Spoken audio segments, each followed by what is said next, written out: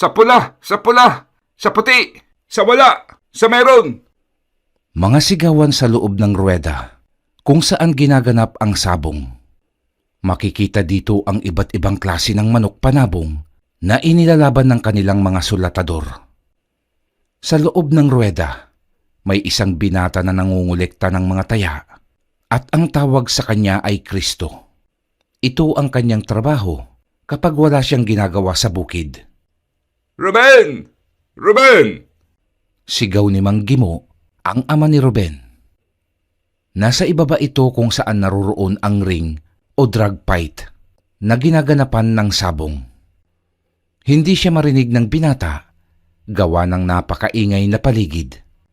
Halos mabingi ang sino mang naroroon dahil sa sigawan kapag humahataw na ng malakas ang mga manok. Ruben! Ruben! Muling pagtawag ni Mang Gimo sa anak na abala sa pangungulekta. Naiinis na halos ang matanda dahil sa sigawan sa paligid, ngunit wala siyang magawa. Panay pa rin ang tawag niya sa binata habang paakyat na siya sa kinaroroonan nito. Hoy, Ruben! Ang tatay mo! Tinatawag ka! Saad ng isang naroroon nang makita nito si Mang Gimo na panay ang sigaw sa anak. Napalingon naman agad ang binata sa kinaroroonan ng ama. Nagpasalamat pa siya sa tumawag sa kanya at bumaba para lapitan si Mang Gimo. Tay, ano ang... teka lang tay. Aniya sa matanda at humarap sa likod. Hoy, Tikboy! Hindi ko pa nakokolekta ang taya mo ha? Sigaw niya sa kakilalang si Tikboy na agad namang ikinatango ng huli. Muli niyang hinarap ang ama at tinanong kung ano ang dahilan ng paggawi niya dito sa sabungan. Ruben, kailangan nating umuwi sa probinsya. Pinapauwi tayo ng iyong lolo Isko. Ho? Ngayon na ho? Tanong niya sa ama na agad naman nitong sinabi na ngayon na sila aalis dahil kailangan nilang maabutang buhay ang kanyang lolo Isko. Sige tay, tatapusin ko lang itong isang laro at hindi na tayo pwedeng magtagal. Bilisan mo na. Ay sige po, sandali lang. Saad niya, tapos sabay lingon sa likod niya. Tikboy! Tikboy, halika nga muna! Pagtawag niya kay Tikboy, na halos mapigtas na ang lalamunan, kakasigaw. Dali-dali namang bumaba ang nagngangalang Tikboy sa kinaroroonan nila. Ikaw na muna ang magkristo. Aalis kami. Ha? Anak nang. Akin na nga. Mukhang mahalaga yata yung lakad mo't natataranta ka pa. Ulupong ka. Lolo ko namatay na. Gusto mo ikumusta kita? Loko. Umalis ka na nga't akin na yung mga taya. Natatawa naman siyang iniabot kay Tikboy ang mga taya ng mga sabongero at agad na inaya ang kanyang ama. Pinagalitan pa siya nito kung bakit umano sinabi niya na patay na ang kanyang lolo, gayong hindi pa naman ito namamatay. Natatawa na lang na inaya ni Ruben ang kanyang ama. Nagpaalam pa siya sa kanyang mga kasamahan sa sabungan. Kinagabihan, naghanda na silang mag-anak na umalis patungo sa probinsya nila Mang Gimo. 20 taon din na hindi sila umuwi sa lugar ng ama. Ngayon na lang uli nila masisilayan ang lugar. May 2 kapatid si Ruben, si Arthur na 17 taong gulang at si Amara na 10 taong gulang. Lulan ng bus na maghahatid sa kanila sa probinsya ng ama ay nakatulog ang mga kapatid niya. Sila ang magkatabi ni Arthur habang ang kanilang ama't ina at ang kapatid nilang babae ang magkatabi. Habang nasa biyahe ay nakaidlip si Ruben na naginip siyang napakabilis umano ng takbo ng bus. Halos hindi na makita ang daan sa sobrang bilis. Kasabay nun ay ang mabilis din na pintig ng kanyang puso. Napatayo siya't napatingin sa kanyang paligid. Saka lamang niya napagtanto na wala na ang mga pasahero kasama ang kanyang pamilya. Nagpalinga-linga si Ruben, ngunit wala siyang makitang tao bukod sa kanya. Napasilip siya sa bintana ng bus at akmang tatalon sana. Ngunit sa bilis ng bus ay nakakasiguro siyang hindi na siya mabubuhay pagkalaglag niya sa lupa. Nakaramdam siya ng takot at wala siyang maintindihan sa mga nangyayari sa paligid. Ang naiisip niya lang ay ang makatalon at makatakas sa anumang kapahamakan. Akto na siyang tatalon sa bintana nang may magsalita sa kanyang likod. Agad naman siyang napatingin sa pinanggagalingan ng boses. Isang binata na halos kasing edad niya lang ang naroon. Mas maganda nga lang ang pangangatawan nito kumpara sa kanya. Siya kasi ay patpatin na parabang walang bitamina ang naglalakbay sa ugat niya. Maaari mong ikamatay ang gagawin mo. Hindi ka ba natatakot? Anito sa kanya. Napatingin muna siya sa paligid, dahilan para mapangiti ang binata. Wala talagang tao dito. Hindi kasi ito ang totoong mundo mo. Sino ka ba? At ano yung pinagsasasabi mo? Saad niya. Napakiramdam niya, malinaw sa pandinig niya, ngunit umaalingaw-ngaw ito, dahilan para mapatingin siya sa paligid. Pakiramdam niya kasi habang nagsasalita siya, ay nasa tabi lang niya ang boses. Naririnig mo ba ang sarili mong sinasabi? Sino ka ba? Sa wakas tanong niyang muli mula sa mahabang pagkakagulat. Napangiti naman ang binatang nakaupo sa unahan lang niya na hindi mo makikitaan ng bakas ng kahit anong takot. Ako? Ngiti nito, saka tumayo't inilahad pa ang kamay sa kanya. Maya-maya'y itinuro ng binata ang hintuturo sa gawin niya, sabay saad na. Ay ikaw. Ano? Gulat niyang tanong sa sinabi ng binata. Ako ay ikaw, Ruben, at ikaw ay ako. Napahagikik pa ito nang makita ang mukha niyang gulat na gulat. Paano ito magiging siya, samantalang napakaganda ng hugis ng katawan nito kumpara sa kanya? Alam ko, Ruben, na nalilito ka. Pero bago ka magpakamatay dyan, mainam na magising ka muna sa pagkakatulog mo. Nalito si Ruben sa sinabi ng binatang nagsasabing siya ay ito. Naisip din niya na kung ano ang sinasabi ng kaharap niyang kailangan na niyang magising. Ruben! Napatingin siya sa paligid nang may tumawag sa kanya. Ilang ulit pa niya itong naririnig na parabang nasa ilalim ito ng lupa nang gagaling. Tinatawag ka na nila. Uwi ka ng binata. Ha? Nino, patay na ba ako? Tanong naman niya. Natawa naman ang binatang kaharap sa sinabi niya. Tumayo itong pailing-iling at dahan-dahang lumapit sa kanya. Siya naman, panay ang linga sa kanyang likod. Ngunit kung anuman ang gagawin ng binatang ito sa kanya, ay wala na siyang matakbuhan pa. Ruben! Ruben, anak! Muling pagtawag sa kanya, nakaboses ng kanyang ama. Naghahalo na ang takot ni Ruben sapagkat wala siyang maunawaan sa nangyayari sa kanya. Dagdagan pa ng binatang nakangiting papalapit sa gawin niya. Sige na, umuwi ka na muna. Marami ka pang misyon sa buhay mo. Sabay tulak sa kanya na kanya namang ikinasigaw. Nasa ganun siyang tagpo nang may sumampal sa kanyang muka na agad naman niyang ikinagising. Napatingin pa siya sa paligid at nakita niya ang mga taong nakatingin sa kanya. Anak, anong nangyayari sa'yo?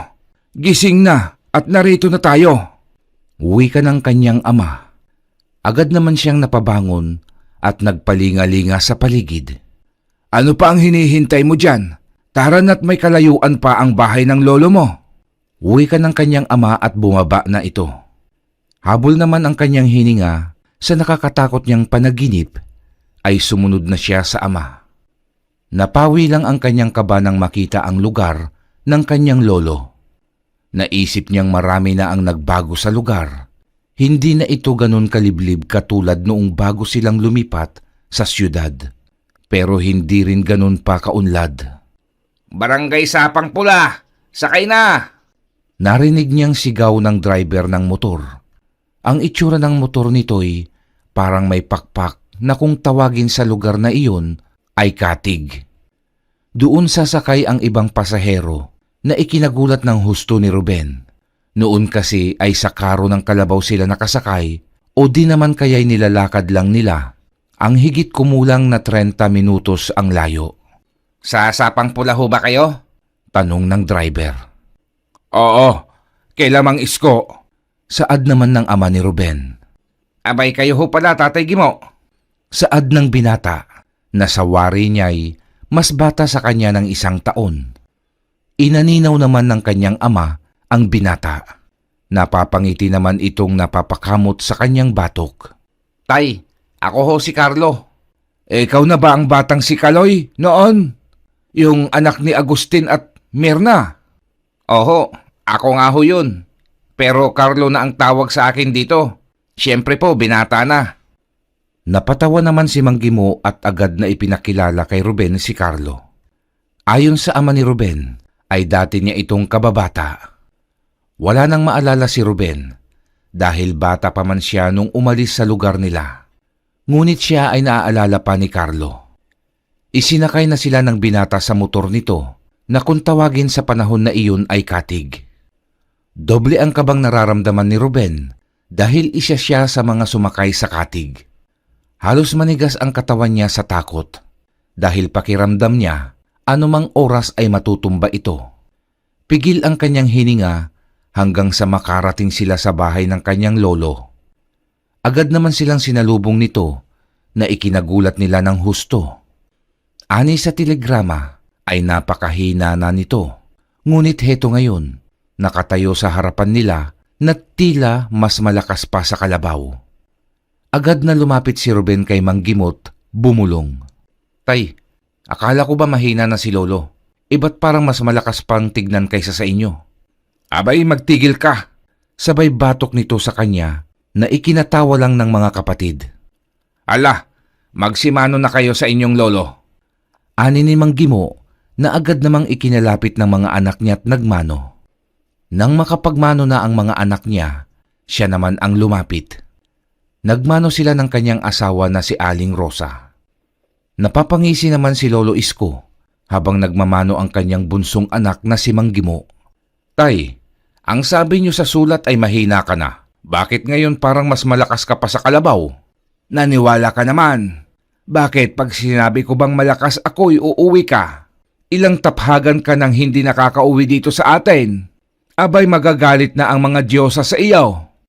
Saad naman ni Lolo Isko na ikinagulat naman ni Mang Gimo.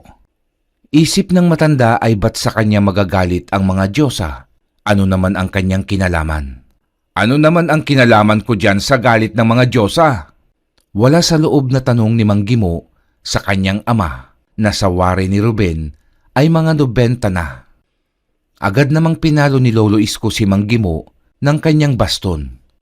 Napatakbo naman ang kanyang ama sa ina nito na halos kasing edad lang ng lolo nila. Bunso ang ama ni Ruben sa 4 na magkakapatid at ito lang ang bukod tanging napalayo sa kanila. Abay magdahan-dahan ka ng pananalita mo. Alam na alam mo naman na sa lahi natin, madalas kinukuha ang magiging tagapagmana ng bato. Saad ni Lolo Isko, sabay buntong hininga.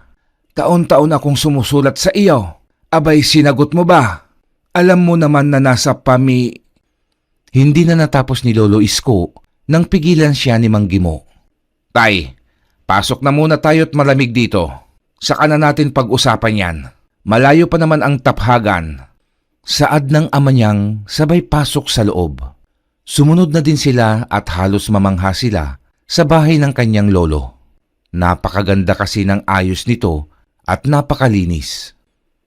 Kinagabihan, napakaganda ng sinag ng buwan. Wala kang ibang maririnig kundi ang tunog ng mga kulisap at kuliglig sa gitna ng katahimikan ng gabi. Nakaupo silang lahat sa labas ng bahay ni Lolo Isko. Nakikipagkwentuhan sina Ruben sa kanilang mga pinsan na noon lang nila nakilala ng kanyang mga kapatid. Nakilala na din sila ni Ruben nung bata pa sila, Ngunit sa tagal niyang nawala sa lugar na to, ay hindi na niya sila matandaan pa. Habang nag-uusap, ay nakita ni Ruben na seryosong nag-uusap ang mga magulang niya't kanyang lolo't lola. Nagpaalam muna siya saglit sa mga pinsan niya at tahimik na pumasok sa loob ng tahanan ng kanyang lolo. Gimo, alam mo naman na sa lahi mo magmumula ang pamamanahan ng bato ng kalikasan. Saad ng kanyang lolo. Walang maintindihan si Ruben tungkol sa pinag-uusapan ng kanyang magulang at kanyang lolo. Naisip niya na kung ano ba ang batong sinasabi ni Lolo Isko niya at bakit yun ang ipapamana. Itay, hindi pa handa ang isa sa aking mga anak sa bagay na yon. Bata pa si Arthur at si Ruben naman ay walang hilig sa mga ganong bagay. Ngunit kailangang ihanda ni Ruben ang sarili. Nagulat si Mang Gimo sa sinabi ng kanyang ama. Ngunit mas nagulat si Ruben sa sinabi ng kanyang lolo. Hindi maunawaan ni Ruben kung ano ang ibig sabihin ng kanyang Lolo Isko. Ano ho ang ibig niyong sabihin, tay? Ang kanyang ina na si Aling Rosa ang nagtanong. Si Ruben ang inatasang maging antingero at magiging tagapagmana ng bato. Natigilan sila nang biglang may nahulog sa gawing sala. Paglingon nila ay walang tao, ngunit nahulog ang larawan na nakapatong sa isang tukador. Napatayo si Lolo Isko at sinalubong siya ng malamayang hangin na siya ring nagtatangay sa kanilang puting kurtina na nakasabit sa kanilang mga bintana. Naisip ng matanda na baka hangin lang ito. Kinaumagahan, tulala na lang si Ruben habang nakaupo sa ilalim ng mangga. Hindi siya gaanong nakatulog sa kanyang mga iniisip dahil sa mga naririnig niya noong gabing yun. Naisip niya na paano kung magiging antingero siya. Ano ba ang alam niya sa bagay na yun? Anak, ano ba ang iniisip mo? Nagulat pa si Ruben nang marinig ang boses ng ama. Inayos niya ang sarili dahil pakiramdam din niya ay tila wala din siya sa katinuan. Buhat nang marinig niya ang usapan ng kanyang pamilya. Wala ho, tay. Iniisip ko lang ang mga kaibigan ko sa syudad. Alam kong may bumabagabag sa iyo, anak. Nakinig ka ba sa usapan namin kagabi? Napayuko siya sa sinabi ng ama. Alam niyang hindi maganda ang makinig sa usapan ng mga nakakatanda. Ito palagi ang sinasabi ng ama niyang si Mang Gimo sa kanilang magkakapatid. Hindi naman niya sinasadyang gawin yun. Hindi niya sinasadyang makinig sa usapan nila. Anak, yun ang kapalaran ng ating pamilya.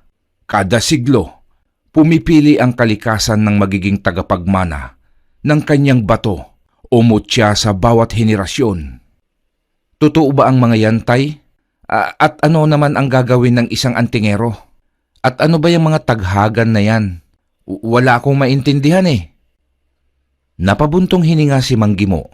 Alam niyang hindi nauunawaan ni Ruben ang sitwasyon at alam niya na pagkakamali niyang takasan ang nakalaang tadhana para sa anak. Sinuway niya ang tradisyon ng pamilya. Alam niyang ang kanyang pamilya ang magiging gabay ng mga tao sa mga Diyos. Ngunit sinuway niya ito. Anak, ang taghagan ay isang tradisyon ng ating pamilya. Ito'y pasasalamat sa magandang ani na natatanggap ng bayang ito. Ang ating pamilya ang pinili ng kalikasan upang maging daan para sa pag-aalay.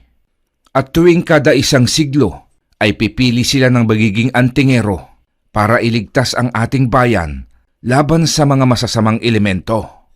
Ibig sabihin, makikipagsagupaan ako sa mga masasamang elemento? Yun ang itim na mga engkanto? Tangulang ang tugon ni Mang Gimo sa anak na si Ruben. Hindi alam ni Ruben kung paano paniniwalaan ang mga narinig mula sa ama. Lumaki siya sa syudad kung saan hindi masyadong naniniwala ang mga tao sa mga paniniwala dito sa probinsya. Sa isip ng binata ay sino naman ang maniniwala sa ganun at buong buhay niya hindi pa naman siya nakakakita ng mga hindi natin kauri. Tay, ayaw ko. Bakit ako? At paano ko naman magagawa yon? Tignan nyo nga ako, itay, ni hindi ko yata kayang ipagtanggol ang sarili ko. Yung makipag-away pa kaya sa mga maligno? At paano kung hindi ko ito tanggapin? Sisingilin ka ng kalikasan at pahihirapan.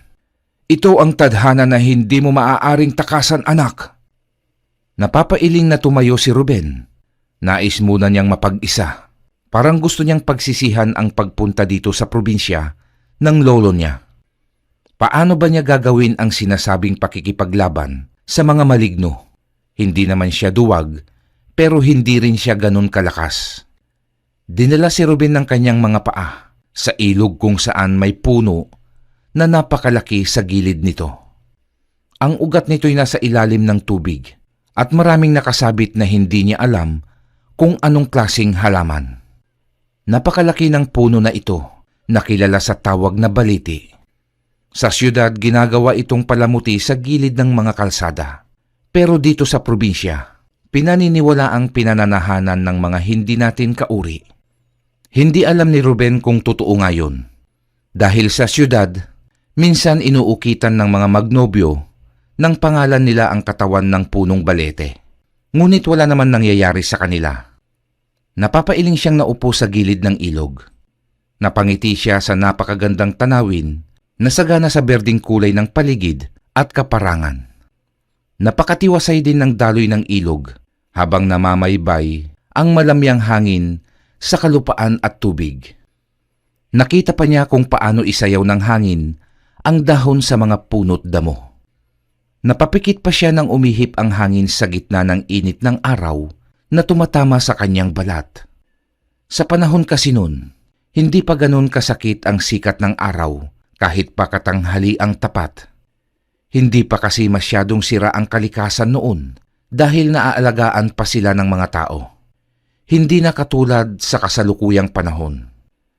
Nasa ganong tagpo siya nang may magsalita sa kanyang likod.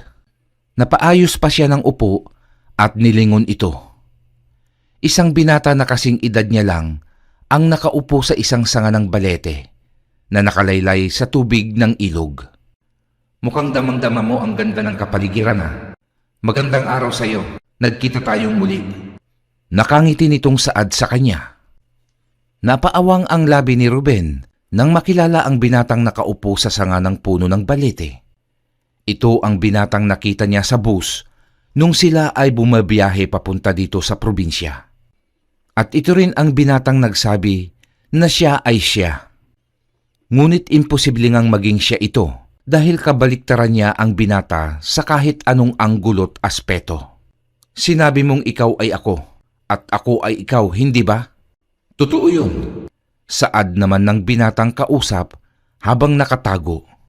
Paano nangyari yun? Paano tayo naging dalawa?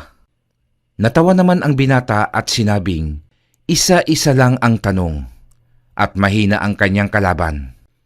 Pagkawika niya niyon, ay kumuha pa ito ng maliit na sanga sa puno at saka inilagay sa kanyang bibig at nahiga sa puno. Namangha naman si Ruben dahil tila ba pinoprotektahan ng sanga ang lalaki para hindi ito mahulog sa tubig. Isa lang ang masasabi ko. Ako ay ikaw sa hinaharap at ako ay ikaw kapag antingero ka na. Wika ng binata na kausap ni Ruben. Napaisip pa ito ng bahagya. Dalawa pala yung sinabi ko. Ako ay ikaw sa hinaharap at antingero. Natawa niyang wika. Napakunot ng noo si Ruben. Naisip niyang may gana pang magbiro ang kaharap, gayong siya'y litong-lito sa mga nangyayari. Pakiramdam ni Ruben, simula nung magawi sila dito, ay parang minamaligno na siya. Parang laging may nangyayari na hindi niya maunawaan. Ruben, alam kong hindi madali ang pagdadaanan mo, pero alam na mga Diyosa ang kanilang naging pasya. Ikaw ang pinili para magligtas sa mga taong nais gawan ng masama ng mga elementong itim. Paano ko makakaya? Hindi pa ako handa. At isa pa, ayaw kong maging antingero. Isang mabigat na pasanin ang nakaatang sa balikat ng mga pinili ng kalikasan, hindi ba? At isa pa, gusto kong magkaroon ng pamilya. Natawa naman ang binatang kaharap ni Ruben na ayon dito ay siya sa hinaharap. Nangunot-noo naman si Ruben sa inasal ng kanyang kaharap. Sino ba ang nagsabi na hindi ka magkakaroon ng pamilya? Ruben, ayaw kong pangunahan ang mundo at tadhana sa pagbasa ng kapalaran mo. Pero gusto kong malaman mo, hindi ka tatandang mag-isa. Napakunot ang noo ni Ruben na tila lumalabo ang imahe ng kanyang kaharap. Para bang palayo ito ng palayo, kinusot niya pa ang kanyang mga mata, ngunit nakakasilaw na ang hatid nitong liwanag, bagay na kanyang ikinapikit. Nasa ganun siyang tagpo ng mamalayan niyang may tumapik sa kanya. Napabalingkwas siya ng bangon nang sa pagmulat ng kanyang mga mata ay nakita niya si Carlo. Bakit dito ka natutulog? Tirik ang araw ah. Di ka ba naiinitan? Ang totoo, wala bang araw sa siyudad? Sunod-sunod na tanong ni Carlo. Dahil dun, saka lang naramdaman ni Ruben ang init ng sikat ng araw. Napapalinga pa siya sa paligid na tila ba may hinahanap, ngunit katahimikan lang ng katanghaliang tapat ang sumalubong sa kanya. Patay na oras ngayon. Dapat hindi ka nagpupunta dito sa ilog sa ganitong oras. Baka kasi mapaglaruan ka. Wika ni Carlo na napapalingon pa sa paligid. Tila ba may takot at pangamba sa mata nito. Inaya siya ni Carlo na lumayo sa ilog, bagay na kanyang ipinagtataka. Habang naglalakad sila pauwi, ipinaliwanag ni Carlo na ang 12:00 para sa probinsyang ito ay patay na oras. Dapat umano ang mga tao ay nananatili sa kanilang mga tahanan. Itinuro sa kanila sa bayang ito na igalang ang patay na oras dahil nakalaan ito para sa hindi natin kauri. Ito umano ang oras na sila ay lalabas para sa araw-araw nilang gawain at dapat umano igalang ng mga tao iyon. Habang naglalakad sila'y nagtaka si Ruben kung bakit panay ang bigkas ni Carlo ng tabi-tabi po. Na ipinaliwanag naman niya na para hindi sila makasagi ng mga nilalang na di nila nakikita. Gustong matawa ni Ruben, ngunit mas pinili niyang magpigil. Ayaw naman niyang pagtawanan ang paniniwala ng iba na kahit para sa kanya'y isang kwento o alamat lamang. Pagdating nila sa kanilang bahay, ay agad siyang sinalubong ng ina't tinanong kung saan siya galing sa ganitong oras. Sabi naman ni Carlo ay nakita niya si Ruben sa tabing ilog na nakahigat nakatulog. Pagkawika ni Carlo nun, ay saka lang napansin ni Ruben na nag-iba ang kanyang kulay. Naging kulay kayumanggi siya, ngunit ang kanyang braso ay napakaputi, pati ang dibdib at tiyan niya. Maputi kasi sila Ruben. Nakuha nila ang kanilang mga kulay sa kanyang ina. Ilang oras ka bang nagbilad sa araw? Nasunog ka na ata. Saad naman ni Mang Gimo nang makita ang anak. Hindi na lamang umimik si Ruben at nagpaalam na siya ay papasok muna sa kanyang silid. Inaya naman ni Mang Gimo si Carlo na mananghalian na agad namang tinanggihan at ipinagpasalamat ng binata. Tapos na umano siyang kumain bago umalis sa bahay nila. May pupuntahan umano sana siya, ngunit napansin niya si Ruben sa tabing ilog na nakahiga. Sumapit na ang araw ng taphagan. Naghahanda na ang buong barangay para sa pag-aalay ng kanilang mga inani bilang pasasalamat sa mga Diyos at Diyosa. Taon-taon nila itong ginagawa, kaya taon-taon din silang pinagpapala ng mga Diyos at Diyosa. Ayon kay Mang Gimo, ngayon din ang araw na ihahalal ang bagong pinili na antingero. Si Lolo Isko ang kanyang papalitan dahil matanda na ito. Damang-dama ni Ruben ang kanyang kaba, lalo pat hindi pa siya handa. Kaya kailangan niyang makaisip ng paraan para matakasan ang tadhana. Tumakas si Ruben. Kailangan niyang makalayo ngayong gabi. Babalik na lang siya kinabukasan. At kung pagalitan man siya'y hindi na lang siya iimik. Sa likod dumaan si Ruben para hindi siya makita. Habang dahan-dahan siyang naglalakad, ay nilingon pa niya ang mga taong bayan na abala sa kanilang ginagawang paghahanda para sa taphagan. Aalis na sana siya. Nang paglingon niya'y may isang matandang lalaki na nakatingin sa kanya. Muntik pa siyang mapasigaw dahil halos magkalapit na ang kanilang mga mukha. Ang pagtakas sa tungkulin ay magdudulot ng kapahamakan sa lahat. Kapag sinuway mo ang kalikasan, ay may balik na paniningil, kabayaran na pagsisisihan mo. Ikaw ang magiging dahilan para sa ikapapahamak ng iyong mga kababayan. Uwi ka ng matanda. Sa takot ni Ruben, ay tumakbo siya ng mabilis. Nilingon pa niya ang matanda at nakatayo lang ito habang nakatingin sa kanya. Nagulat pa siya nang bigla na lamang itong nawala, bagay na kanyang ikinatakot lalo. Kinabukasan, nagulat si Ruben sa nangyari sa bayan. Nagkalat ang mga alay na parabang dinaanan ng bagyo. Ang mga gulay at prutas ay nagkalat sa lupa. Dahan-dahan pa siyang naglakad. Nagtataka siya dahil wala siyang nakikitang tao kahit ni isa. Pinarusahan tayo ng mga Diyos at Diyosa. Naririnig niyang sigaw sa kung saan. Saka lang niya napansin ang mga tao sa paligid na nakaluhod. Umiiyak sila habang itinataas ang kanilang mga inalay. Habang ang iba ay nakadipa na tila ba nagmamakaawa sa Diyos. Dahan-dahan si Ruben sa paghakbang. Nang bigla na lamang napalingon ang lahat sa kanya na tila ba galit sa kanya. Napatayo pa ang iba habang matalim na nakatitig sa kanya. Ang pagtakas sa tungkulin na nakaatang sa iyong balikat ay parang pagtatraidor sa inang kalikasan at sa mga Diyosa. Boses iyon ng kanyang lolo Isko. Saka lang niya napagtanto na nasa harapan na pala siya ng kanyang pamilya. Ang kanyang ama't ina ay malungkot na nakatingin sa kanya. Ngunit bakit niyo sa akin isinisisi, lolo? Nananahimik ako sa syudad. Bakit ninyo kami pinapunta rito? Gayong hindi naman kayo nang hihina. Lalapit sana ang kanyang ama nang pigilan ito ng kanyang lolo ng baston na palagi nitong daladala. Napatingin siya sa baston ng kanyang lolo. Saka lang niya napagtanto na para itong ginto na kinakalawang. May nakaukit na mga letra na hindi niya alam kung ano ang ibig sabihin.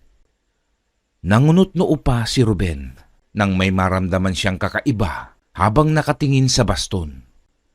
Napaatras lamang siya nang makita ang batong may kulay abo sa hawakan ng baston. Sa isip niya'y parang nakita na niya ang bato. Napahawak siya sa kanyang ulo nang may tila ala-ala na nais sumagi sa isip niya. Nanlaki na lang ang kanyang mga mata nang maalala ang baston na hawak ng kanyang lolo ay siya ding baston na hawak ng lalaki na madalas niyang mapanaginipan. Hindi akong nagpapunta sa iyo dito, kundi ang iyong tungkulin. Maaaring hindi ka dito lumaki, ngunit dito ka isinilang. At ang iyong pusod na siyang kaputol mo sa buhay ay karugtong ng bayang ito at itong nakasabit na puting tela ang siyang patunay. Uwi ka ni Lolo Isko niya, sabay turo sa telang puti na nakasabit sa itaas ng pinto ng kanilang bahay. Napatingin din si Ruben sa itinuro ng kanyang Lolo Isko. Tila ba may kakaiba siyang naramdaman nang makita ang nakasabit na yun.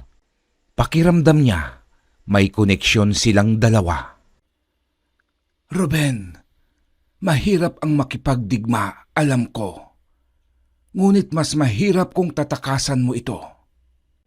Patuloy kang parurusahan ng mga Diyosa at Diyos at patuloy nilang parurusahan ang bayan mo. Napahawak sa kanyang ulo si Ruben. Mas lalong sumasakit ang kanyang ulo habang naririnig ang hiyawan ng mga taong bayan. Mayroong nagmamakaawa, may nanghihingi ng tawad, at tulong sa mga Diyos, sa mga Diyos at Diyosa, sa mga diwata at kung ano pang anito't anita na kanilang mga tinatawagan. Nasa ganon silang tagpo nang dumating ang mga babaylan na nagmula pa sa bundok. Sila umano ay pinababa ng inang kalikasan na si Tiramater para balaan ang antingerong sumuway sa kanyang tungkulin na marami pa itong pagdadaanan na matitinding pagsubok.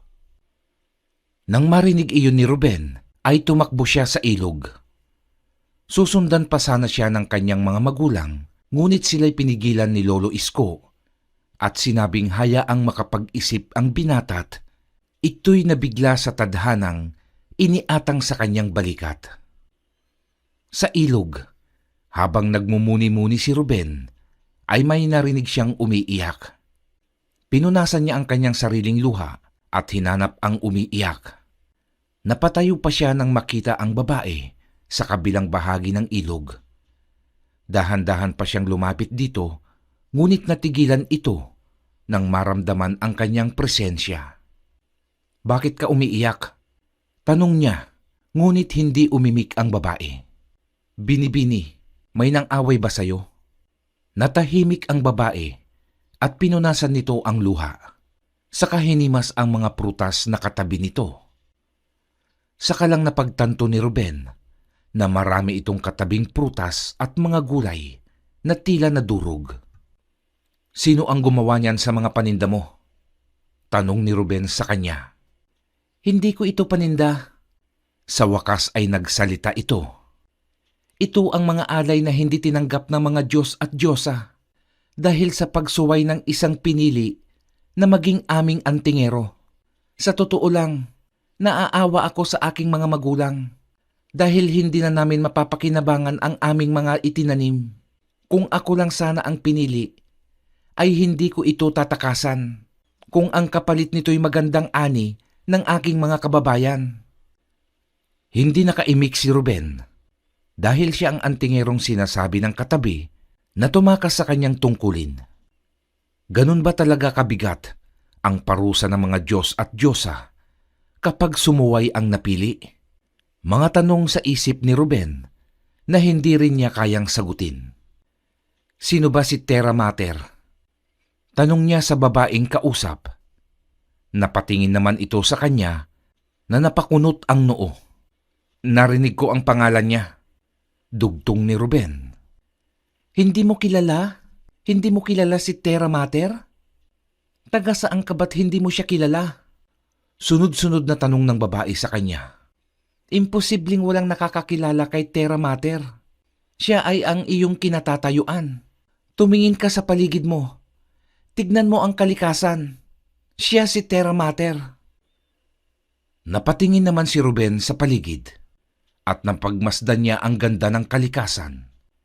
Ibig sabihin, si Tiramater ay ang inang kalikasan, ang ina ng lahat ng elemento na may kinalaman sa daigdig. Ayon sa kanyang lolo, si inang kalikasan ang pumili sa kanya para maging antingero sa bayang ito, at siya din ang nagsugo sa mga babaylan na ipaalam sa kanya ang maaari pang pagsubok na darating hanggat siya'y tumatanggi sa tungkulin. Kinagabihan, habang pauwi si Ruben, ay may nakasalubong siyang binata na kasing edad niya lang. Napahinto naman siya at nakikimatsyag dahil baka masamang tao ito. Ngunit ilang minuto na siyang nakatayo, ay nakatayo lang din ito. Nagulat siya dahil nang siya'y maglakad, ay naglakad din ito. Sinubukan niyang huminto at ginawa iyon ng binatang kasalubong. At kapag maglalakad siya'y naglalakad din ito. "Ruben, ano ba ang bumabagabag sa iyo't hindi mo matuloy-tuloy ang iyong paglalakad?" tanong nito sa kanya. "Marami kang bagay na iniisip, kaya hindi mo magawa ang iyong tungkulin." Napaatras pa si Ruben nang makita ang baston na hawak-hawak ng binata. Agad na naisip ni Ruben na baka ito ang kanyang lolo Isko na nagbabalat kayo bilang binata. "Lo, ikaw ba yan?" tanong niya sa kasalubong na binata dahilan para matawa ito. Magsasalita pa sana si Ruben nang marinig niya ang sigaw ng kanyang ina. Nagkakagulo sa kanilang tahanan. Agad siyang tumakbo at di na niya napansin kung saan napunta ang binatang nakasalubong. Pagdating niya sa bahay ng kanyang lolo, ay naabutan niyang naglulupasay ang ina. Agad niyang tinanong kung ano ang nangyari. Si Arthur ang sumagot na nawawala umano si Amara. Tinanong niya kung paano nangyaring nawala ang kapatid. Ang saad ng kanyang lolo ay maaaring kinuha si Amara ng mga hindi natin kauri. Huli nilang nakita si Amara ay natulog ito sa kanyang silid. Nang kanilang tawagin para maghapunan ay wala na ito sa kanyang higaan. Nalaman ng masasamang elemento na ikaw ang antingero.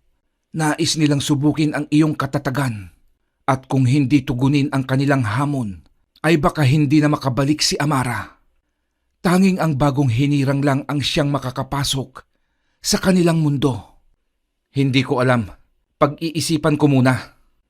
Saad ni Ruben na agad na ikinatayo ng kanyang ina at isang malutong na sampal ang natanggap niya buhat dito. Makikita sa muka ng kanyang ina ang galit at pagkadismaya sa kanya. Pag-iisipan mo pa? Ang kapatid mo. Ano ang gagawin natin? Kung naririnig ka man ng kapatid mo ngayon, Ruben, tiyak na ikakadismaya niya ito. Hindi mo alam, pero hinahangaan ka ng kapatid mo. Pero kung maririnig niya yan mula sa kabilang mundo, baka galit lang ang maramdaman niya. Iyak na wika ng kanyang ina. Kung pwede lang sanang akuin ang tungkulin mo, Ruben. Marami ang may gusto niyan. Ngunit hindi sila ang masusunod sa pagpili ng kapalaran. Dugtong nito, sabay alis sa harapan niya at pumasok sa silid na umiiyak. Makasarili ka't duwag! Sigaw sa kanya ni Arthur, bagay na kanyang ikinagulat. Sa kanilang tatlo si Arthur ang di masyadong palaimik. Hindi rin sila masyadong nagkakausap ni Amara. Halos sila kasi ni Amara ang malapit sa isa't isa. Ngunit sa pagkakataong ito, mas nakikitaan pa niya ng pag-aalala si Arthur para kay Amara kumpara sa kanya. Hindi mo naiintindihan. Mabigat na tungkulin yun. Sigaw naman ni Ruben. Mabigat sa taong duwag. Kung ako ang masusunod, ako na lang ang aako sa tungkulin na ayaw mo. May paraan ba para mailipat sa akin? Saad ni Arthur, sabay pasok sa kanyang silid. Naiwang hindi nakaimik si Ruben at nanatili lang na nakayuko. May bahagi sa utak ni Ruben na ikinakahiya niya ang kanyang sarili. Napakaduwag niya at napakahina. Hindi man lang niya kayang ipagtanggol ang kapatid. Napaupo siya at bumuhos ang kanyang luha. Galit ang kanyang ina't kapatid sa kanya. At alam niya, kahit hindi magsalita ang ama, ay nadidismaya ito sa kanya. Hindi namalayan ni Ruben na nakatulog siya sa labas. At ilang minuto lang ay nanaginip siyang pinapahirapan si Amara ng mga hindi natin kauri. Nilalatigo siya at ikinulong. Sumisigaw ang kapatid niya na siya'y gutom na, ngunit hindi siya pinapakain. Kawawa ang kalagayan ng kapatid. Naiyak siya nang magmakaawa ito na sunduin siya dahil hirap na umano siya sa kanyang kalagayan. Napabalingkwas siya ng bangon nang makita niyang sinakal ng nakakatakot na nilalang si Amara. Saka lang niya napagtanto na nasa labas siya ng bahay nakatulog. Dali-dali siyang pumasok sa loob ng kanilang tahanan at ginising ang kanyang lolo Isko na ikinagulat naman ng matanda. Lo, handa na ako. Kailangan kong mabawi si Amara. Saad niya sa kanyang lolo Isko. Kung ganon, ipapatawag ko na ang ating mga babaylan at isasagawa natin ang ritual sa lalong madaling panahon. Saad ng kanyang lolo Isko. Ano ang nag-udyok sa'yo para ito'y tanggapin? Dugtong nito. Nanaginip ako. Sinasaktan nila ang aking kapatid. Napaiyak naman ang kanyang ina nang marinig ang sinabi ni Ruben. Lumapit siya sa ina't nang hingi ng tawad at nangako na ibabalik si Amara ng ligtas. Alam niyang mahirap ang tatahaking landas, pero kakayanin niya matupad lang ang itinakda. Noong gabi ding iyon ay isinagawa ang ritual para sa paglilipat kay Ruben ng pamana mula sa kalikasan. Napapalibutan siya ng taong bayan at ng mga babaylan habang inuusal ang panalangin para sa mga elemento. Ruben, tinataglay ng baston na ito ang elemento ng hangin. Ang pinakamalakas na elemento sa lahat. Taglay mo ang lakas ng elementong ito na siyang nagbibigay buhay sa lahat ng nabubuhay. Humayok at hanapin ang iyong makakasama sa laban. Ang tatlong elemento na nasa pangangalaga ng tatlong antingerong itinakda sa kabilang panig ng mundo. Tanggapin mo ang baston ng ating lahi na ngayon ay isasalin ko na sa iyo. Saad ni Lolo Isko at itinutok ang baston sa kanya. Nakaluhod lang siya't nakayuko habang dinadasalan ni Lolo Isko ang baston. Itinaas pa nito't nanawagan siya sa mga Diyos at Diyosa na bigyan ng lakas ang baston sa pagsugpo sa masasamang elemento. Narito ang inyong abang lingkod. Taos-pusong tinatanggap ang inyong iniutos na tungkulin. Naway gabayan ninyo mga Diyos at Diyosa sa unang langit ang bagong hinirang na antingero. Pagwiwika ni Lolo Isko ni Ruben sa dasal nito. Inaabot na sa kanya ang baston at kapag tinanggap niya ito'y, hindi na siya maaari pang umatras.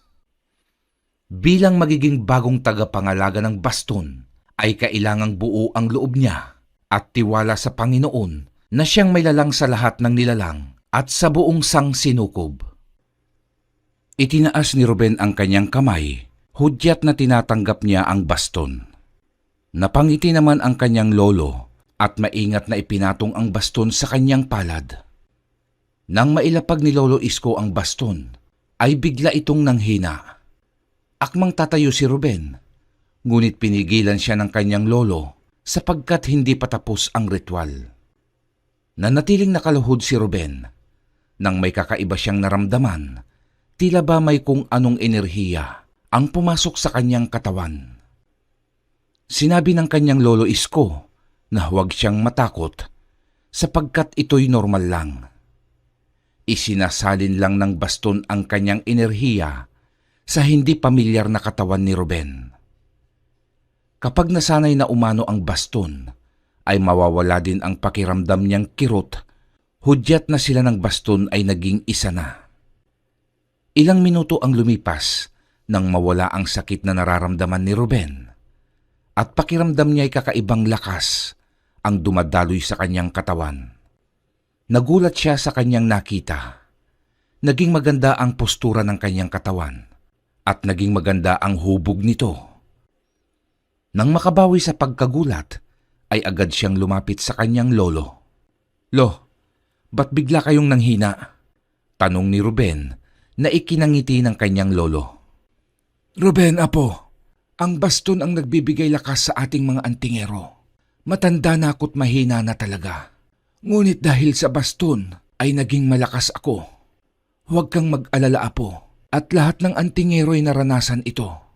Saad ng kanyang lolo at tumayo. Inalalayan pa niya ito at ng kanyang ama. Bawat antingero ay may nakatalagang tao na siyang makakasama mo sa paglalakbay. At sa ngalan ng inang kalikasan, ang napili niyang italaga na makakasama mo ay si Carlo. Nagtaka siya na hindi nagulat si Carlo. Saad ni Lolo Isko niya'y, ang lahi naman ni Carlo ang napiling maging tapat na kanang kamay ng mga antingero. Kung sino man sa mga nahirang ng kalikasan na maging kanang kamay ay hindi naging tapat sa kanyang pinaglilingkurang antingero, ay may nakaabang na parusa sa kanyang buong lahi. Lumuhod si Carlo sa kanyang harapan na ikinagulat pa ni Ruben. Sinabi nito kay Carlo na huwag siyang lumuhod sa kanyang harapan, ngunit pinigilan siya ng kanyang lolo. Ito umano ang tanda ng paggalang at katapatan ng mga tagapaglingkod sa kanyang paglilingkuran. Apo, Maging tapat ka sa iyong tagapaglingkod at maging mabait nang sa gayon ay ibalik niya sa iyo ang iyong ibinigay. Humayo kayo. Ang bato na nasa inyong mga katawan ang magtuturo ng daan at ang baston mo ang iyong tagapagtanggol. Huwag matakot, apo, dahil ikaw ngayon ay isa ng antingerong nagtataglay ng kapangyarihan ng hangin. Huwag mo itong abusuhin at gamitin laban sa mga tao. Isang nakakasilaw na liwanag ang nakita ni Ruben at Carlo. Naglakbay sila sa isang kawalan na naaabot ng mabigat na grabidad. Kung mga ordinaryong tao ang maglalakbay sa lagusang ito, ay hindi kakayanin ng kanyang katawan dahil sa bigat ng grabidad na umiikot sa paligid. Nagpatuloy sila hanggang matanaw nila ang isang puting liwanag. Nagtakip pa sila ng mata nang makapasok na sila. At sa kanilang pagmulat ay isang napakagandang lugar ang kanilang nakita. Nasa ganon silang tagpo nang makita ang kapatid na si Amara. Hawak-hawak ito ng engkanto na sa tingin nila ay mga gwardya. Nagkatinginan pa sila ni Carlo, mga tinginang may kahulugan.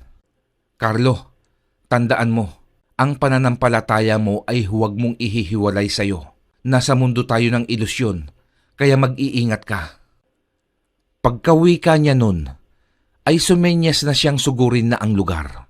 Dahan-dahan silang lumapit sa kinaroroonan ng mga kalaban. Ang dumukot sa kanyang kapatid ay ang lahi ng itim na engkanto. Sila ang uri ng mga engkantong nananakit ng mga tao sa lupa.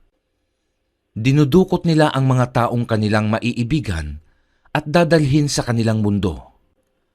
Habang abala ang mga itim na engkanto sa pagmamasid, ay agad na sinugod ni Ruben at Carlo ang mga ito. Sa unay tahimik nilang napatumba ang mga engkanto, ngunit kalaunan ay nahuli din sila ng mga kalaban. Napatingin sila sa itaas ng isang tore nang tumunog ang animoy trompeta. Hudyat na ito ay nagtatawag na ang kalaban ng kanilang mga kakampi. Carlo, umikot ka sa likod at hanapin mo ang kapatid ko. Ako na ang bahala sa mga ito. Sige na! Napatango si Carlo at tahimik na umikot sa likod, habang si Ruben ay nakipaglaban sa mga itim na engkanto. Sinasalubong niya ang mga nakakasalubong na engkanto't hinahampas niya ng kanyang baston na gawa sa kahoy na lawaan, ngunit parang bakal ang tunog kapag sila ay nakikipaglaban na. Ibang-iba si Ruben ngayong nagtataglay siya ng kapangyarihan bilang isang antingero. Naramdaman niyang mas tumapang siya at mas malakas ang loob. Tikman niyo ang bagsik ng aking galit. Sinisiguro ko sa inyo na pagbabayaran niyong lahat ang kasamaang ginawa niyo sa kapatid ko. Humanda kayo! Sigaw ni Ruben habang sinusugod ang mga itim na engkanto. Bawat hampas niya sa katawan ng mga ito ng kanyang baston ay para itong mga usok na naglalaho sa hangin. Alam ni Ruben na mahirap ang kanyang kapalaran, pero kanyang kakayanin. Alam niyang hindi siya pababayaan ng mga Diyos at Diyosa sa unang langit.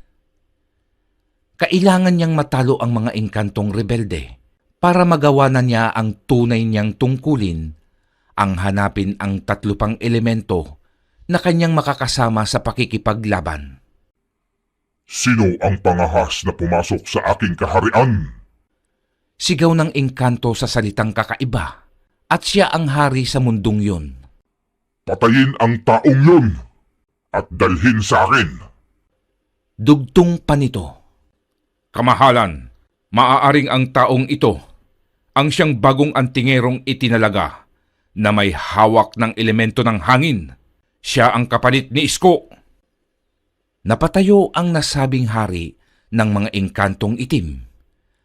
Bantog sa kanilang mundo ang dating antingero na si Mang Isko. Kilala ang antingerong ito na hindi marunong magpatawad ng mga masasamang engkanto. Napatawa ang hari ng mga itim na engkanto at sinabi niyang nais niyang masubukan ang lakas ng bagong antingero na isinugo. kung kasing bagsik din ba ito ng dating nagmamay-ari ng baston. Nasa ganon siyang kasiyahan nang biglang pumasok ang isa pa niyang tauhan at nagwika na halos nalipol na ni Ruben ang kanilang lahi. Napatayo naman ang hari ng engkanto. Napakuyom siya ng kanyang palad sa galit. Naisip niyang masyado ba niyang minaliit ang kakayahan ng bagong antingero na hindi niya inakala na malakas pala ito. Inutos niya sa kanyang mga tauhan na kuhanin ang kanyang sandata at siya na mismo ang haharap sa nasabing antingero. Samantala, sa labas ay patuloy ang pakikipaglaban ni Ruben. Hindi niya lubos akalain na totoo pala ang ganitong nilalang. Ang noon na akala niya'y sa kwento niya lang naririnig ay nakakaharap na niya mismo ngayon at nakikipaglaban siya. Malakas ang mga nilalang na ito kaya hindi na pagtatakhan kung madali nilang malinlang ang mga mahihinang tao. Ngunit alam niya na may mas malakas pa sa mga lahi ng engkantong ito at yun talaga ang totoong kakaharapin niya. Nag-usal siya ng Latin na dasal na ang mismong bato ang siyang nagtuturo. Habang nakikipaglaban ay panay ang kanyang dasal. Umikot siya habang iwinawasiwas ang kanyang baston sa mga kalaban. Wala siyang inuurungan, wala din siyang pinapatawad. Nakapasok siya sa loob ng palasyo at napahinto siya nang makita ang pinakamalaking nilalang sa harapan. Nakaupo ito sa kanyang trono. Hinawakan ng mahigpit ni Ruben ang kanyang baston. Nararamdaman ng kanyang baston na hindi ito ang pinakamalakas na nilalang na makakaharap niya. Ikaw pala ang sinasabing bagong antingero. Ano ang iyong ginagawa sa aking kaharian? Narito ako para singilin kayo sa pagdukot sa aking nakababatang kapatid. Sigaw niya na ikinatawa naman ng hari ng mga itim na engkanto. Napakuyom ang kanyang palad. Hindi siya papayag na hindi makuha ang kapatid. Ipinapanalangin niyang ligtas itong nailabas ni Carlo. May tiwala siya sa kanyang kaibigan. Alam niyang kaya niyang gawin yun. Ang babaeng yun ang naibigan ng aking anak at siya ang magiging prinsesa sa daigdig na ito. Sigaw ng hari ng mga itim na engkanto. At kung babalakin ninyong tumakas, ay hindi kayo makakaalis sa mundong ito ng buhay. Hindi rin ako makakapayag na iwanan dito ang aking kapatid. Kung ganun na lang din naman, ay mainam na ubusin ko na lang ang inyong lahi. Napatawa naman ang hari ng mga itim na engkanto. Itinuro siya ng hari habang nakatingin sa kanyang mga alagad. Mababakas sa kanyang mukha ang galit. Patayin ninyo ang pangahas na nilalang na yan. Sigaw niya. Sumugod naman ang kanyang mga alagad habang ang hari ay tawa ng tawa. Agad na inihanda ni Ruben ang sarili. Mahigpit pa niyang hinawakan ang kanyang baston. Nang makalapit ang mga engkanto, ay walang habas niya itong pinaghahampas. Animoy usok ang mga engkanto sa tuwing natatamaan ng kanyang baston. Hinahampas niya ang sinumang kanyang makakasalubong. Maririnig pa ang sigaw ng mga engkanto. Ang iba naman ay parang usok na lang na naglalaho. Nanlaki ang mata ng hari ng mga engkantong itim. Hindi niya lubos akalain na matatalo ang kanyang mga alagad. Napaisip siyang hindi normal na antingero lang si Ruben at patunay na hindi siya basta ordinaryo dahil natawid niya ang ibang mundo. Hindi lahat ng nabiyayaan ay makakatawid. Marami ang tinawag na maging antingero, ngunit kakaunti lang ang piniling makapasok sa lagusan. Nakikita niyang mas malakas pa ang bagong antingero kaysa kay Isko kahit pa ito ay baguhan.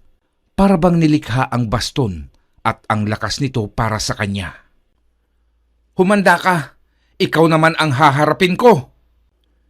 Sigaw ni Ruben, sabay sugod sa kalaban. Ikinukumpas ng hari ang kanyang kamay para muling maglabasan ang mga itim na engkanto. Ngunit pinaghahampas lang ni Ruben ang mga ito habang tumatakbo papalapit sa hari. Nag-uusal siya ng Latin na panalangin habang papalapit sa hari ng mga engkanto. At tila ba natataranta na rin ang huli nang makitang anumang oras ay makakalapit na sa kanya ang antingero. Nang muli sana siyang magpapalabas ng mga usok para maging alagad, ay tinapon ni Ruben ang kanyang baston. Tinamaan sa kamay ang hari at napaluhod ito sa sakit. Paikot-ikot namang bumalik ang baston sa nakataas na kamay ni Ruben. Sa kanya mahigpit itong hinawakan. Halos maputol ang ugat ng hari sa tindi ng kanyang galit. Hindi niya matanggap na may mas malakas pa sa kanya. Hindi siya papayag na isang baguhan lang ang makakapagpatumba sa kanya. Ibalik mo na ang kapatid ko kung gusto mo pang mabuhay. Paalisin mo kami dito kung ayaw mong sirain ko ang balanse ng inyong mundo. Sigaw ni Ruben na ikinatawa naman ng hari. Inikot-ikot pa niya ang kanyang kamay na natamaan ng baston ng bagong antingero. Maya-maya'y walang dalawang sabi na sinugod niya ang binata. Agad na nasangga ni Ruben ng kanyang baston ang paghampas ng hari. Animoy bakal ang tunog nito sa kada magtatama ang kanilang mga sandata. May pagkakataong nagdidikit ang kanilang mga katawan na nagdudulot ng napakalakas na bultahe. Tila kuryenteng naglalakbay ang mga bultahe sa kanilang mga katawan. Masamang titig ang ipinupukol nila sa isa't isa, kasabay ang pagtulak sa kanilang mga sarili.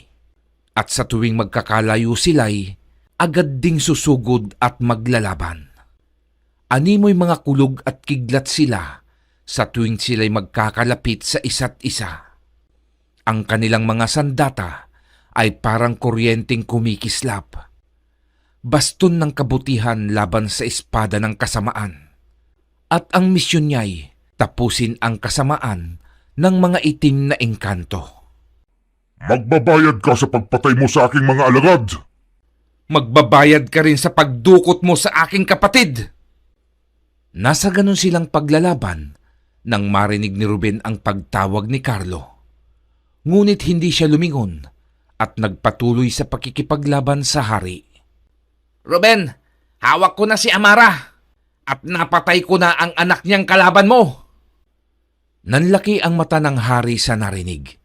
Masama siyang napatingin kay Carlo.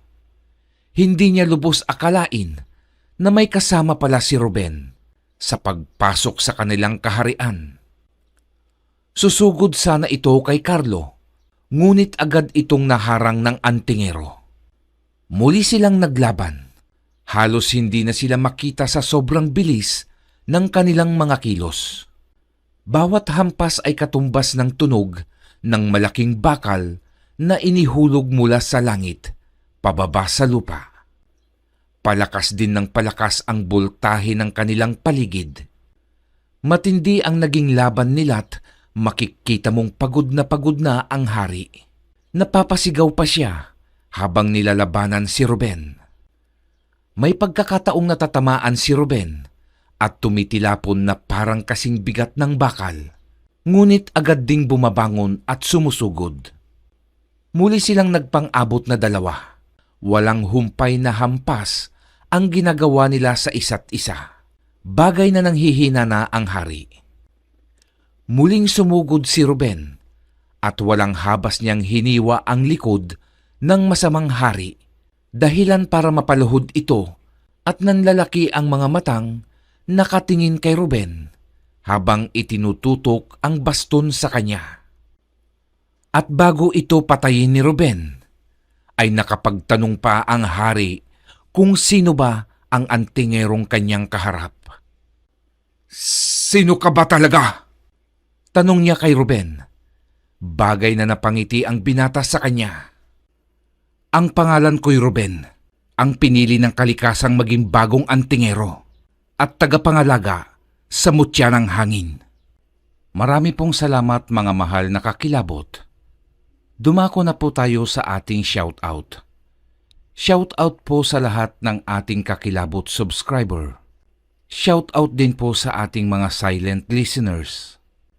Shoutout din po kina kakilabot Bioli Liharso from Cavite, Carmelita Pruna from Dubai, Milagrosa Luke from Hong Kong, Femi Batalla, Elsa Gonzalez from China, Michael Marcelo, Nida Kiambao from Kuwait, Eduardo Bangod from Montgomery, Alabama, USA, Asili Gumban, Tita Sareno, Charlene Gumansing from Muscat, Oman, Marlon Candelario, Rex Del Rosario, Eduardo Balanlay and family from Talolora, Northern Samar, and Emmanuel Escobel from Laguna.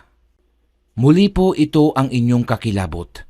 Taos-pusong nagpapasalamat sa wala po ninyong sawang pagsuporta sa ating channel.